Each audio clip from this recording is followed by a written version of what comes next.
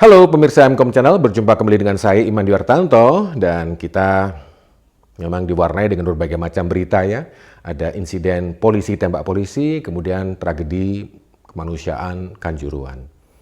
Mudah-mudahan keluarga yang ditinggalkan tabah, sabar, dan sementara mereka yang gugur atau yang meninggal, korban dari segala tragedinya itu bisa mendapatkan tempat yang layak sesuai amal ibadah semasa hidupnya.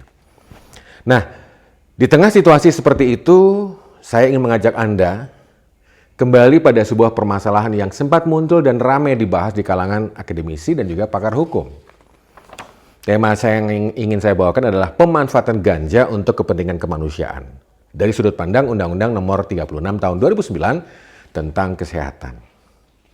Pemirsa, undang-undang sebagai produk buah pemikiran, karya manusia berkembang dan beradaptasi sesuai dengan kebutuhan, tujuan berkehidupan. Berbagai pendapat ahli sudah menjabarkan secara gamblang, hukum adalah alat untuk melindungi hak dan kewajiban antar individu. Pendapat pakar lainnya menyebutkan hukum dari sudut pandang sosiologi, yang artinya hukum sebagai hakikat manusia dan masyarakat tumbuh berkembang di tengah kehidupan sosial masyarakat. Hukum berperan aktif dalam menentukan tingkah laku manusia, di mana setiap perilaku yang menyimpang berujung pada pengenaan sanksi, penjatuhan sanksi terhadap pelanggaran hukum tersebut. Nah, berbicara tentang kesehatan, ada berbagai produk perundangan sampai ke level terbawah yang menjelaskan hidup sehat merupakan satu di antara hak asasi manusia. Mengutip tulisan di laman komnasham.go.id yang diunggah tanggal 7 Januari 2021 lalu. Judulnya, menyoal pentingnya hak atas kesehatan. Disebutkan, hak atas kesehatan itu ada dalam pasal 25, Deklarasi Universal Hak Asasi Manusia. Menurut Sandrayati Moniaga, Komisioner Pengkajian dan Penelitian Komnas HAM, setiap orang berhak atas taraf kehidupan yang memadai untuk kesehatan, kesejahteraan dirinya sendiri dan keluarganya. Selain hak-hak dasar seperti sandang, pangan, papan, di dalam juga termasuk hak atas pelayanan kesehatan, serta pelayanan sosial yang diperlukan. Hak atas kehidupan yang sehat ini juga ada dalam Undang-Undang Dasar Negara Republik Indonesia 1945. Pada pasal 28H ayat 3 menyebutkan, setiap orang berhak atas jaminan sosial yang memungkinkan pengembangan dirinya secara utuh sebagai manusia yang bermartabat. Pasal ini menjadi dasar sekaligus penegasan hak kesehatan sekali lagi, pasal ini menjadi dasar sekaligus penegasan hak kesehatan merupakan hak asasi manusia, hak asasi manusia. Berpedoman pada konsep pemikiran itu dibutuhkan adanya penjabaran, penjelasan lebih terperinci menyikapi munculnya kebutuhan tumbuhan tertentu untuk tujuan tindakan medis. Ganja misalnya, ganja kanabis atau ganja sativa begitu ya. Sebagai satu di antara tanaman yang mengandung senyawa kimia khusus dan masuk dalam golongan tanaman yang diawasi. Pro kontra gagasan memanfaatkan ganja untuk kepentingan tindakan medis sampai hari ini juga belum membuahkan hasil positif. Pembahasan lebih tertuju pada wacana melegalkan ganja. Meskipun berbagai kajian di luar negeri menunjukkan senyawa dalam ganja membantu pasien menderita gangguan kesehatan tertentu. Kekhawatiran melegalkan ganja menjadi sentra pembahasan. Berbagai argumentasi muncul, diantaranya kalau ganja dilegalkan, peredarannya makin merajalela. Lawang sekarang saja bisa ditemukan di ceruk-ceruk tertentu secara ilegal. Dan ini akan mengancam kehidupan sosial masyarakat.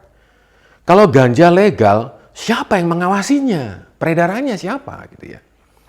Pada diktum Undang-Undang Nomor 36 Tahun 2009 tentang Kesehatan, Butir B menyebutkan, setiap kegiatan dalam upaya untuk memelihara dan meningkatkan derajat kesehatan masyarakat yang setinggi-tingginya dilaksanakan berdasar prinsip non-diskriminatif, partisipatif, dan berkelanjutan dalam rangka pembentukan sumber daya manusia Indonesia serta peningkatan ketahanan dan daya saing bangsa bagi pembangunan nasional.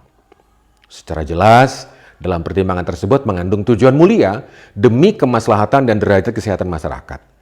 Lebih dalam lagi kita bisa menyelami isi Undang-Undang Nomor 36 Tahun 2009, Pasal 1 Ayat 2. Sumber daya di bidang kesehatan adalah segala bentuk dana, tenaga, perbekalan kesehatan, sediaan farmasi dan alat kesehatan serta fasilitas pelayanan kesehatan dan teknologi yang dimanfaatkan untuk menyelenggarakan upaya kesehatan yang dilakukan pemerintah daerah, bahkan masyarakat setempat. Pasal ini secara jelas tegas menjabarkan peran pemerintah baik di pusat, di daerah, bahkan masyarakat mengupayakan segala bentuk kegiatan dan sumber daya yang berhubungan dengan kepentingan kemanusiaan.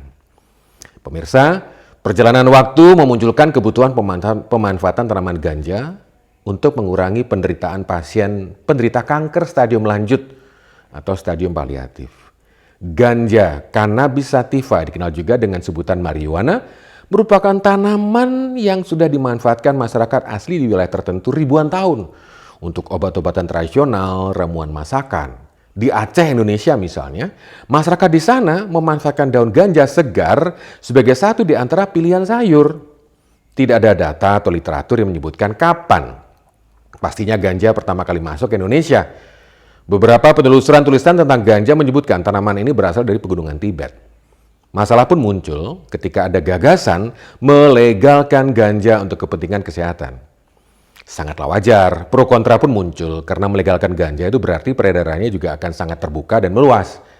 Nah, dalam lampiran Undang-Undang Nomor 35 Tahun 2009 tentang narkotika, tanaman ganja ini masuk dalam golongan 1 bersama tanaman Papaver somniferum L yang menghasilkan getah bahan baku opium atau candu. Dalam lampiran Undang-Undang Nomor 35 Tahun 2009 butir 8 disebutkan tanaman ganja, semua tanaman genus cannabis, dan semua bagian dari tanaman termasuk biji, buah, jerami, hasil olahan tanaman ganja atau bagian tanaman ganja, termasuk damar ganja dan hasis. Kesimpulannya apa? Kalau merujuk pada Undang-Undang Nomor 36 Tahun 2009 tentang kesehatan, idealnya sudah sepantasnya mulai memberikan perhatian pada memanfaatkan tanaman ganja demi kemanusiaan. Hal ini ditambah lagi dengan rilis Badan Kesehatan WHO ya, yang menghapus ganja dari daftar obat-obatan berbahaya. Keputusan WHO ini supaya penelitian dan pada pemanfaatan tanaman ganja dan untuk kemanusiaan itu bisa lebih leluasa. Pemirsa, rekomendasi WHO jelas mendapat penolakan dari berbagai lapisan baik akademik dan aparat penegak hukum. Bahkan saya pernah dengar kalangan medis tidak sependapat dengan WHO. Lalu pertanyaannya, kalau pasien itu, penderita kanker itu, yang dalam tahapan stadium lanjut atau paliatif, saudara kita, ibu kita, bapak kita, anak kita. Dan khasiat ganja adalah opsi yang relatif lebih terjangkau dan murah tersedia di tengah masyarakat untuk mengurangi penderitaan mereka. Pertanyaannya, apakah kita akan mencuri-curi membeli ganja ke pengedar narkoba? Ya, mudah-mudahan tidak ya. Sebuah pemikiran saja. Anda bisa tuliskan komentar dan juga pendapat Anda di kolom komentar. Subscribe dan komentar. Saya tunggu. Iman Dwi Hartanto untuk MCOM Channel. Assalamualaikum warahmatullahi wabarakatuh.